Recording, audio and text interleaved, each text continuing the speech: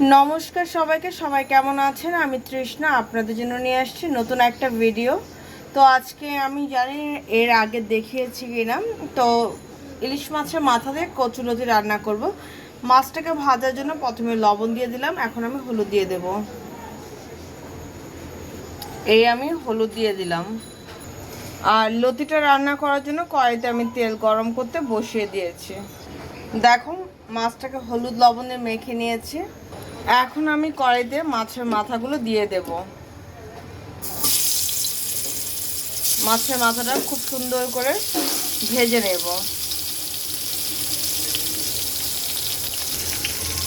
দেখো, আমার কিন্তু মাছটা খুব সুন্দর করে ভাজা হয়ে গেছে। এখন আমি মাছটাকে তুলে নেব।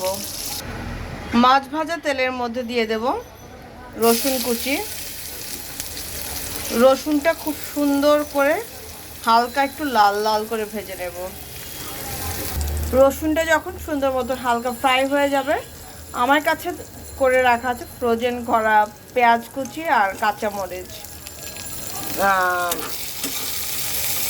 তোমরা কিন্তু ফ্রোজেন ছাড়াই দেবে। আমার কাছে পেঁয়াজ কুচিটা ফ্রোজেন ছিল বলে দিয়ে দিলাম। তো পেঁয়াজ কুচি আর কাঁচামরিচটাকে একটু সুন্দর করে ভেজে নেব। পেঁয়াজটা যখন আমার খুব সুন্দর মতো হালকা ভাজা হয়ে যাবে, ঠিক ওই সময় দিয়ে দেবে 1 চামচ হলুদের গুঁড়া, 1 চামচ ধনে গুঁড়া। পেঁয়াজটার সাথে একটু মিক্সড করে দেব। তোমরা চাইলে শুকনো মরিচও ফোড়ন দিতে পারো। আমি শুকনো মরিচটা আসলে যতটা অ্যাভয়েড করা যায়, ডাল টালে দিই সেটাই এনাফ। আমাদের বাসায় যেহেতু আমার মা গ্যাস্ট্রিকের সমস্যা, তো আমরা চাই যে যতটুক এড়ানো যায়। হলুদ আর ধনিয়া গুঁড়োটা দিয়ে দিলাম। এখন আমি দিয়ে দেব সেদ্ধ করে রাখা কচুরলতি। দেখো, আমি এখানে কচুরলতিটা সুন্দর করে ধুয়ে পরিষ্কার করে হালকা একটু লবণ দিয়ে সেদ্ধ করে নিয়েছি। তো এখন আমি কচুরলতিটা দিয়ে দিলাম।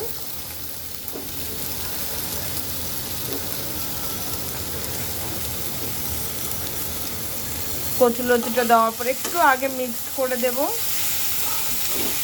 মশলাটার সাথে। আমি মাছের মাথাটা একটু পরে দেব।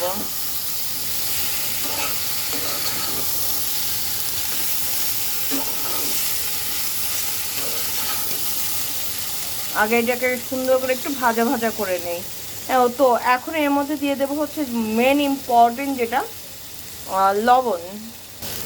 আমি দিয়ে দিলাম স্বাদ অনুযায়ী লবণ। এবার এটাকে সুন্দর করে নেড়ে দেব আর কয়েক মিনিটের জন্য ঢেকে দেব।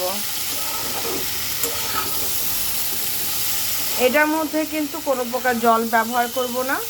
কষাতে কষাতে জিনিসটা কিন্তু খুব কম আঁচে হবে, ঠিক আছে?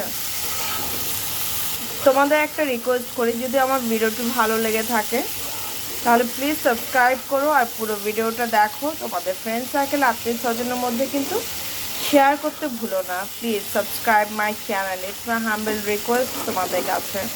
তো চলো, এখন আমি এটাকে ঢেকে দেব। দেখো, সবজিটা কিন্তু খুব সুন্দর মতন আমি কষিয়ে নিচ্ছি।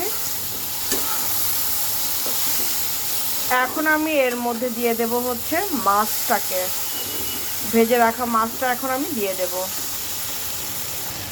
আমি দিয়ে দিলাম ভেজে রাখা মাছটাকে। এবার আমি সব কিছু একসাথে একটু মিক্সড করে দেব। খুব বেশি কাঁটাগুলো আমি ভাঙি না, আসলে লতি খাওয়ার সময় মুখে এত কাটা হলে না ভালো লাগে না। মানে যতটুকু দরকার ঠিক ততটুকু দিলেই হবে। রান্নাটা কিন্তু খুব কম আঁচে করতে হবে, আমি বারবার বলছি। কারণ দেখো, যতই সেদ্ধ করে নাও সব কিছু মশলার সাথে সবজির একটা ব্যালেন্স হতে একটু টাইম লাগে, তাই না? মাথাটাকে আমি 2 খণ্ড করে দিলাম। তো চলো, এখন এটাকে আমি আবার ঢেকে দেব। দেখো, যখন দেখবে লতিটা প্রায় হওয়ার পথে, ঠিক ওই সময় দিয়ে দেবে 1 চামচ জিরার গুঁড়া। জিরার গুঁড়াটা দেওয়ার পরে সুন্দর করে মিক্সড করে দেবে। এটাকে আরও কিন্তু 5 থেকে 7 মিনিট এটাকে আরও সুন্দর করে আমি রান্না করব।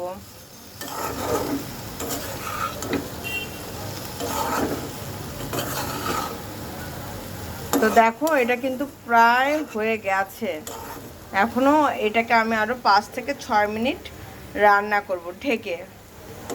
তো চলো এখন আমি এটাকে ঢেকে দেব।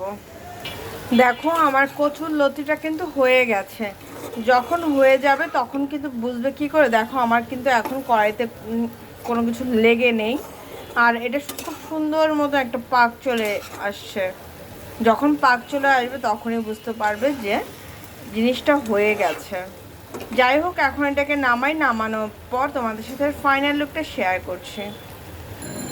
তো এই হচ্ছে আমার ধোয়া ওঠা গরম গরম কচুরলতি ইলিশ মাছের মাথা দিয়ে। কেমন রান্না করেছে অবশ্যই কিন্তু জানাতে ভুলো না।